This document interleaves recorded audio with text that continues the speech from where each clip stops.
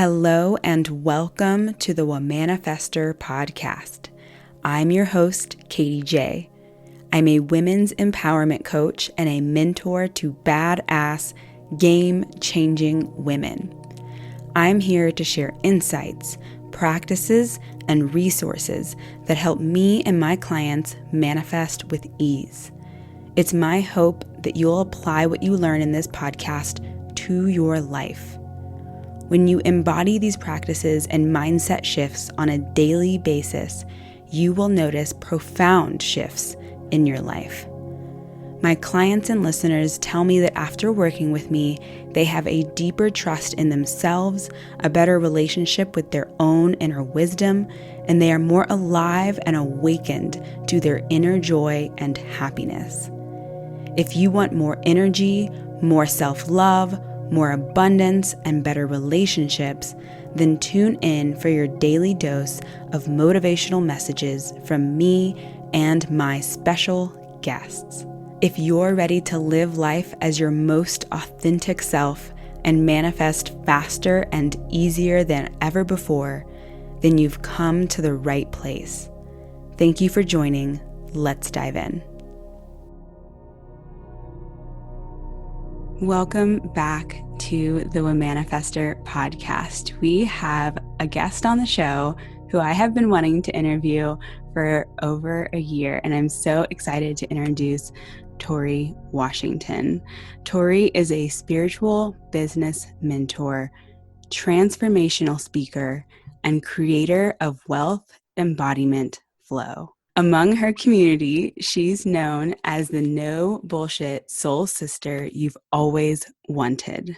Her superpower is blending money mindset strategies with spiritual embodiment practices to help you amplify your magnetism for prosperity. Today, Tori and I are going to talk about wealth embodiment, inner child healing, and how it affects manifestation, how to manifest using your body versus your mind, and potentially a few other topics as well. So Tori, thank you for your time and welcome to the show. Thank you so much. That was beautiful. I'm so happy to be here. Yeah. So one thing that I love talking about with my clients is how did you find me, right? It's something that it's really valuable information to know. And a lot of them can't really identify like where I came across their consciousness or when. But with you, Tori, I remember the exact post that you made that I first saw, and it was like showed up on my feed on Instagram, and it was about the launch of your podcast. And I was like, who is this woman? I need to be in connection with this woman. So I would just love if you gave us an intro into who you are and what you are about. Thank you so much again. That's so powerful. Wow. Hi, everyone. I'm so happy to be here. Katie, you have such good energy, such a beautiful light. I am a spiritual mentor, as you mentioned, and most of my work revolves around teaching women how to use their body as a vehicle of manifestation and creation versus their mind, because I believe that our body is where our highest expression of wealth, purpose, and fulfillment live. And I do it in a really grounded, no bullshit way. If you've taken classes with me before, you know that I really see myself as a bridge between divinity and humanity. And my deepest passion and joy is showing women how to become whole within that.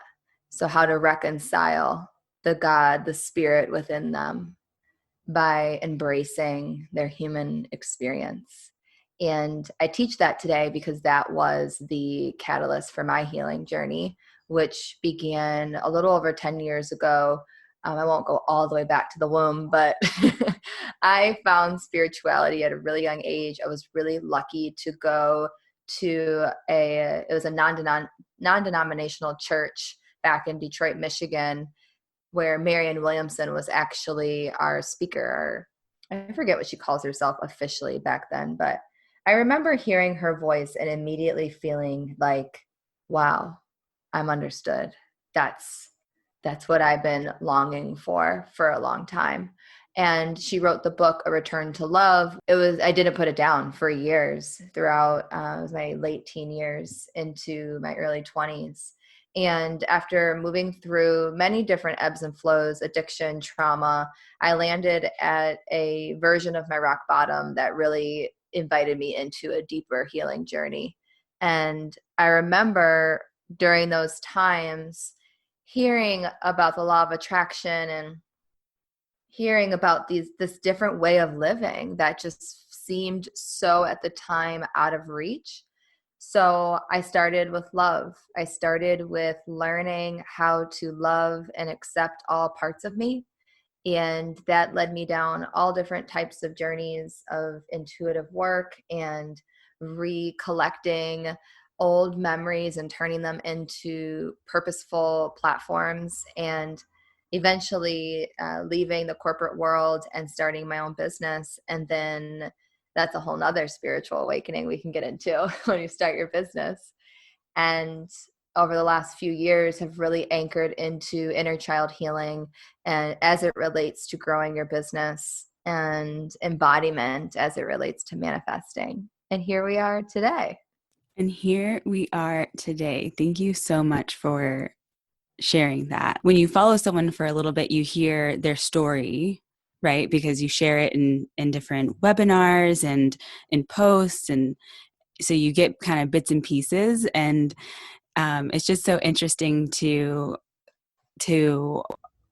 take those bits and pieces, and I'm slowly putting together like this person that I know more and more. So thank you, Tori, for sharing that. Of course. So now you are in this space where you've created this program, the Wealth Embodiment Flow, correct? Yes. And Can you I tell us refer to it about as that? like, yeah, of course.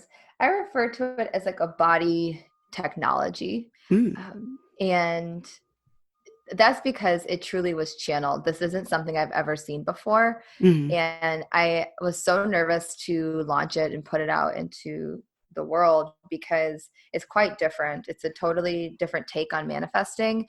It challenges what we've learned about manifesting and about the law of attraction in a good way, I believe.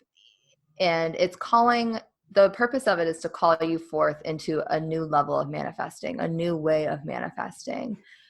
So the technology Wealth Embodiment Flow is a series of 8 postures that teach you how to embody the 8 vibrations of wealth.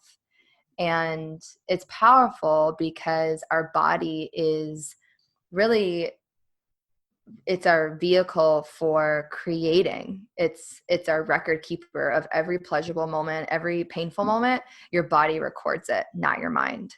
Your mind only can access a sliver of what your body actually has connection to. So when we're manifesting and creating things like money, wealth, prosperity, it's such a primal need. Like our money story is connected so much to our safety, to our survival, to our basic needs as a human being. And so there's a heightened level of emotion. And I found in my experience of healing my relationship with money that the standard mindset courses and tools didn't work. And I found myself hitting plateaus of, journaling every day and reading all the books and saying affirmations out loud. But there were some deep money stories that were so ingrained in my body that no mindset technique would be able to break through them. And so I remember one day being on my living room floor, and I was taking a money course at the time, which, just as a disclaimer, mindset work is tremendous. It's magnificent, and it's way more powerful when it's paired with embodiment work.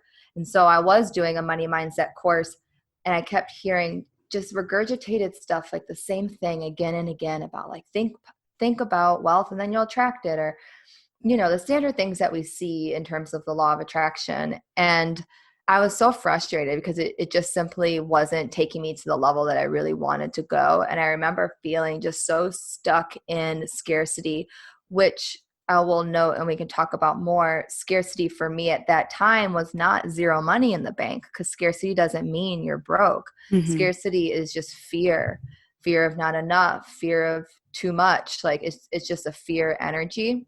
So I remember having just so much fear around my relationship with money that I just wanted to shake it off. And so that's exactly what I started to do. I was in my living room and I started to shake and move.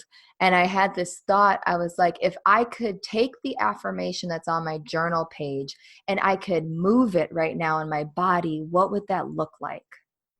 And something brilliant occurred. I started to move and embody the affirmation. I wasn't talking about it anymore, but I was experiencing it, and everything changed for me from that point. And so now I will not teach manifestation without embodiment work, because it simply enriches the process. It activates the intention that you're setting for whatever it is that you're manifesting. So wealth embodiment flow takes you through the journey of the 8 vibrations of wealth, not just talking about wealth, but what would it look like and feel like in your body to ascend into your highest expression of wealth. And we don't ask the mind, we ask the body. So in the flow, you'll hear me say a lot, let your body show your mind. You teach your mind what to feel, how to move, because the moment your body is in charge is the moment you are back in charge of your life.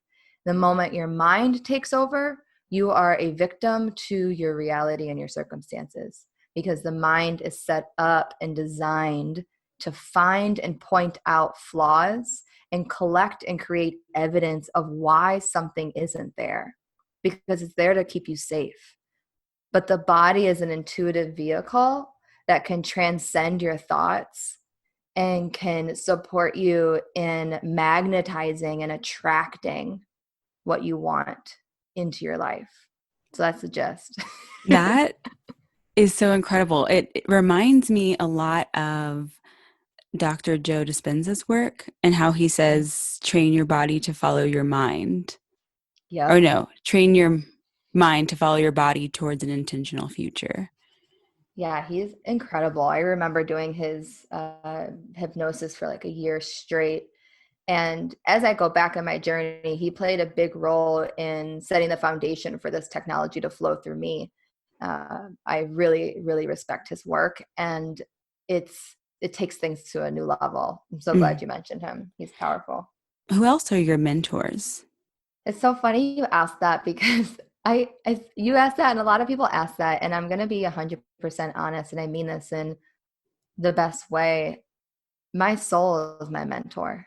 Yes. And I don't follow many coaches. If you look on Instagram, I think I follow like a little under 200 people. I don't follow a lot of coaches, and at this point in my journey, it serves me to keep things clean and clear. And as long as I can hear my soul, I know where I'm going. As long as I can feel my heart and hear my soul, I am being mentored into the direction of my highest path. And I deeply trust that. Now, I have support along the way. I have tools and love and friendship and people that I look up to and respect deeply to support that. But at this point in my journey, I don't have like a ton of quote unquote mentors. There's people in my life that I respect deeply that support me. Like I have a spiritual mentor. She calls herself a spiritual mentor, psychic, shaman. She's like all the things. Mm-hmm. I call her my fairy godmother. And we talk regularly, and she supports me in processing and integrating different levels of my spiritual experience. And I have business support and a naturopathic doctor, and all of these people I look up to so much, but I'm really anchored right now in my soul being my guide. I'm so glad you said that. Mm-hmm. Thank you. I feel like I really needed to hear that too, because I'm wrapping up contracts right now with business coaches and spiritual mentors, and kind of feeling like I don't know that I really feel called to renew these contracts right now, you know? Mm-hmm. And it was kind of a weird feeling to, you know, to be like, can I do this on my own? Like, am I being, I mean, not that you're on your own, like you said, you're supported. Mm-hmm. I personally, in the coaching industry in particular, and I'm a spiritual business mentor, so I get it. But the first thing that I tell my clients, I just started with a woman today. The first thing I tell them is there's nothing that's going to come out of my mouth that's going to change your life. All I'm here to do is mirror the master within you Mm-hmm. and to show you how to use your business as a ceremony and to create an altar of programs and offerings that reflect who you want to support. And so what I see a lot in the coaching industry is people looking for a missing link or taking on coaches because they feel like they have something they don't, or reading tons of self-development books, searching and wanting to get the answer. Mm-hmm. And GET is a scarcity program. It's all a scarcity program. And I see it everywhere in the coaching industry. You'll see me on Instagram. I talk about it a lot where I'm just like, do not hire or step into a coaching container because you feel she has something you don't. Hire and be around people and support that embodies the energy of where you want to go. Mm. And then you're golden. Then it becomes like I do have a business coach, and I feel like I'll always have a business coach because I get to have that support. Mm-hmm. And I love that support. Feels nourishing and it feels so good. But I often tell her she's like my soul family. I don't call her my coach. Mm-hmm. She's my soul family. And so anybody listening right now, if you have a business or you're looking for the next book or the thing, that's so okay. Do it, but with the intention that you are whole and you are a master and you get to have support to amplify your mastery. And when you approach it from that lens, I find that the experience is just way more potent.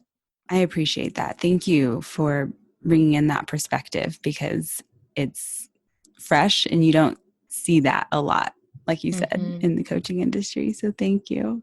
Yeah. So the other thing that I also wanted to talk about, so the second thing, is the inner child healing and how it affects manifestation. Inner child healing, what is that? For me, inner child healing is the process of integrating your inner child. So essentially, I look at it as you all stream ahead and we need to get the job and get the money and we're just going to go, go, go, go, go. And inner child healing is pausing and looking back and taking your 5-year-old self, picking her up, looking at her eyes, and reminding her that I will never leave you again. And from this day forward, you will always be my number one teammate.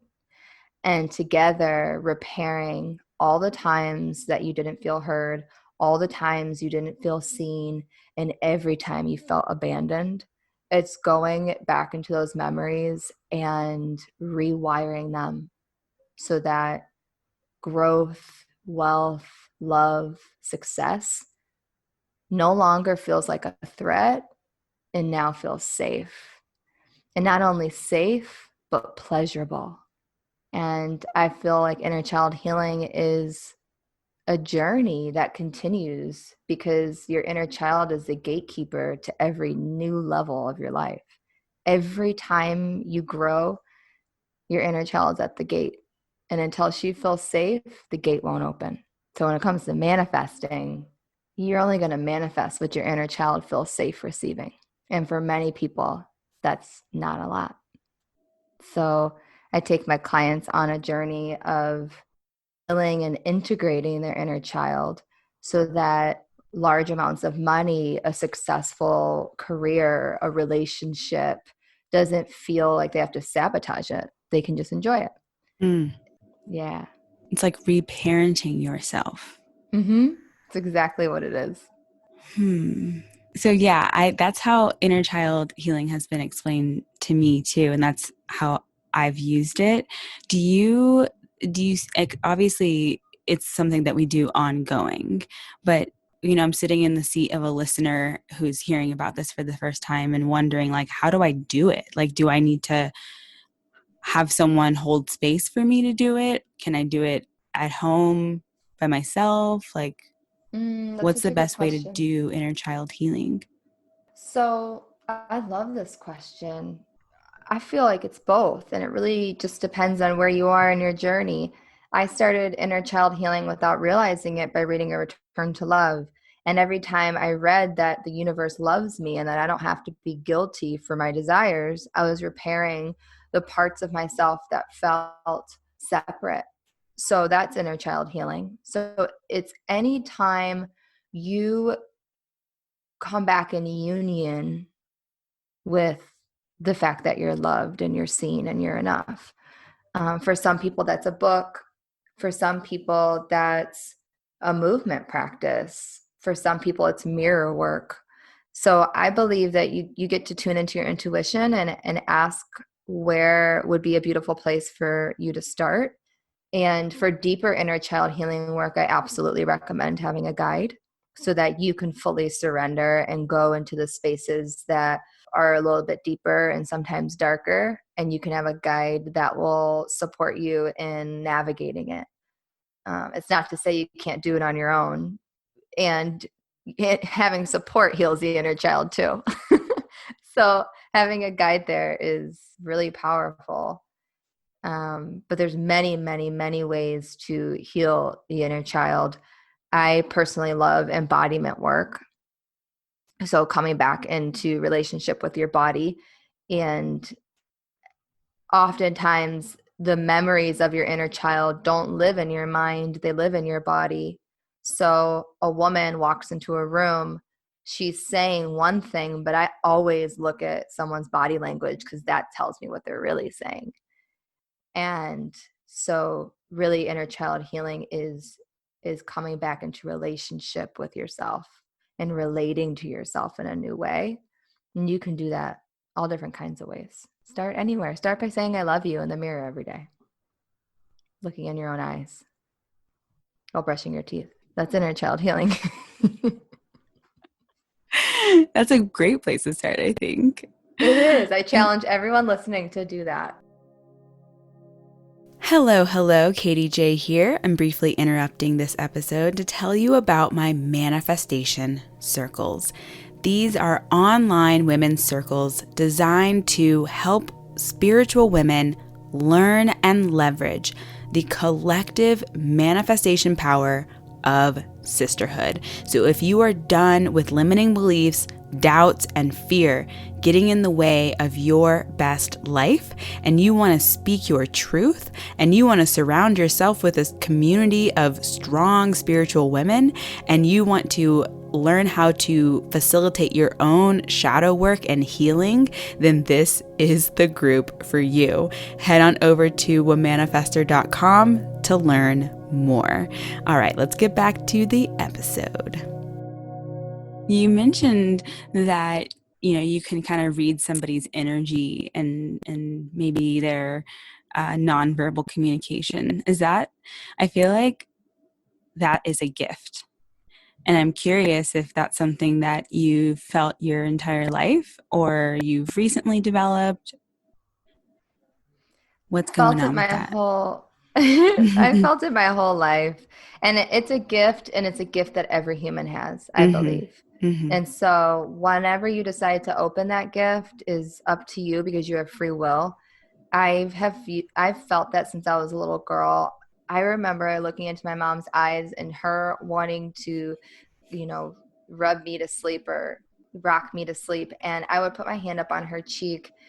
And I remember this so distinctly. I was sending her energy of comfort because I could tell she was stressed out and tired. And so I'm a little kid. I was like 6 or 7 years old. And I could sense this. So I think as children, we all are highly sensitive and empathic. And then, of course, as time went on, that empathy turned into anxiety. And so I suppressed it and said, no, I don't want to feel that much. I don't want to pick up on that much energy. That doesn't feel safe. So between the ages of like 14 to my early 20s, yes, I still had that gift within me, but I oftentimes hid it or tried to run from it. And as I went on my spiritual journey and I healed, and now I have my own business, it's a superpower. So I believe everybody has it. And I know if you're listening right now, you know what I'm talking about. I know you know what I'm talking about, where you just know you have this feeling, this sense, this inner knowing. And it's up to you to turn the dial up or down. You have full power. And now I use it every day to support me, whereas before it felt like more of a burden. Thank you so much for sharing that. I appreciate that. All we have to do is just allow it. Mm-hmm. Mm-hmm. And learn and be willing to listen. Our ego likes to be right. So in order to sense someone's energy, you have to surrender to not knowing them first. So the minute you think you know someone, like every time I think I know my boyfriend, I cut off any possibility of me being able to sense his energy, his highest intention, or even maybe he's wanting to show me a new version of him. That gets cut off when I go into any conversation. I know him. I know what he's going to do. This is how he always is. You know, those things that our ego likes to say. So it really is being comfortable not knowing and being comfortable not being right. It's kind of like the beginner's mindset. Like, I'm here to learn. I'm here to grow, Mm-hmm. you know, Yeah, like beginner's mind. yeah, exactly. So the last topic that you listed that I would really like to dive into is how to manifest using your body versus your mind. And I would imagine that this is tied into the embodiment portion of what we were talking about earlier. Mm-hmm. So I feel right now, just in general, and I'm curious what you think too, most manifestation focuses on thoughts. And when I think of a thought, I think of my brain personally. Right. So I see a lot of women and humans in general manifesting, and they're focused on their mind, their mindset. And that's amazing. I feel like it's a doorway. I really do. Mindset work is a doorway, especially for somebody who's super logical or type A or likes more of the mechanical aspect of things. I think that mindset work is a beautiful start to learning that you have the power to choose your thoughts. And by choosing your thoughts, you're creating a reality. Brilliant. Like, I think it's amazing.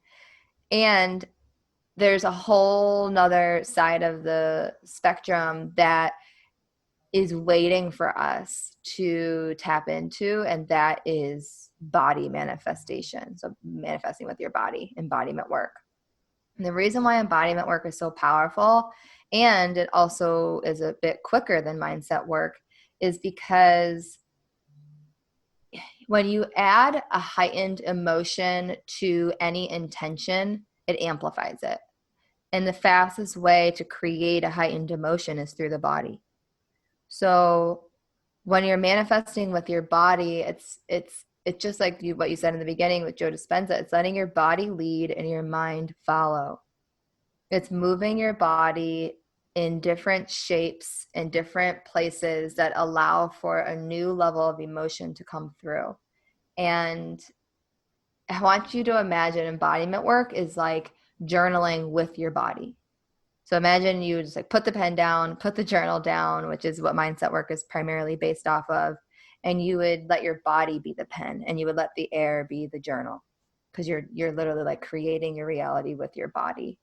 So it's one thing to say, I am confident.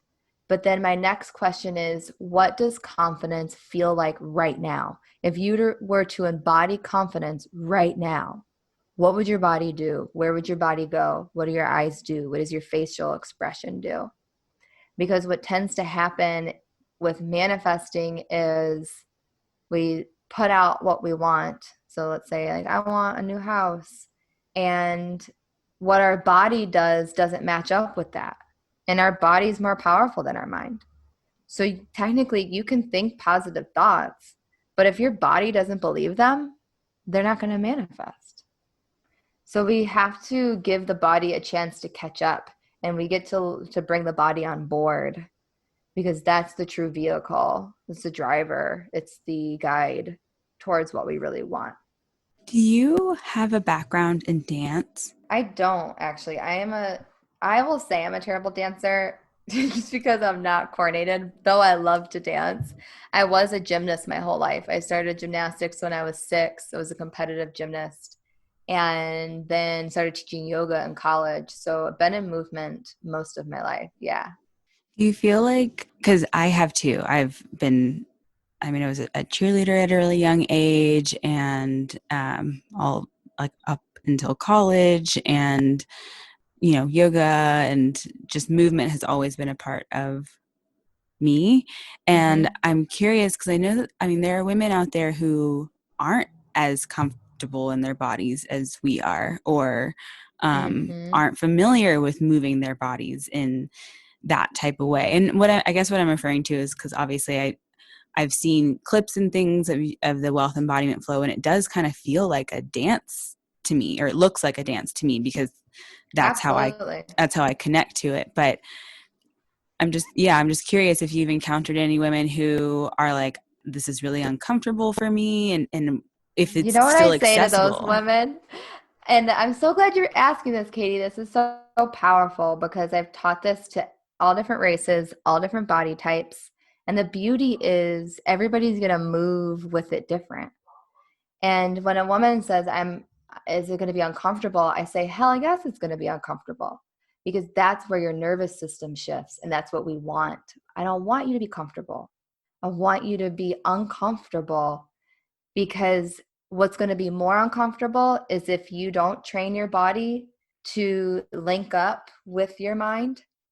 What's going to happen is you get what you want, you get the job, you get the relationship, and then you sabotage it because it's so uncomfortable to have it. So I want you to get uncomfortable now so that you can train your nervous system and rewire it and move through the mud and move through the shadow and look in the mirror and start to embrace the feeling of discomfort, because that's where transformation lives. So it's not about accessibility. If you have breath and you have any sort of body, I don't care what kind of body, that's all you need. Breath and wherever your body is right now. So for me, my movement's going to look so different than another woman's. Her breath's going to sound different. The way that she moves with her breath is going to be different because her body's taking her on her journey. My body's taking me on my journey.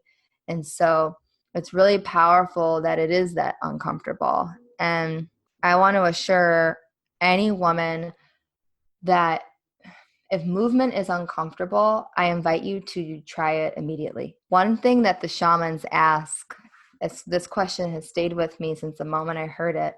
I remember I was in Guatemala, and the shamans always ask, when did you stop dancing?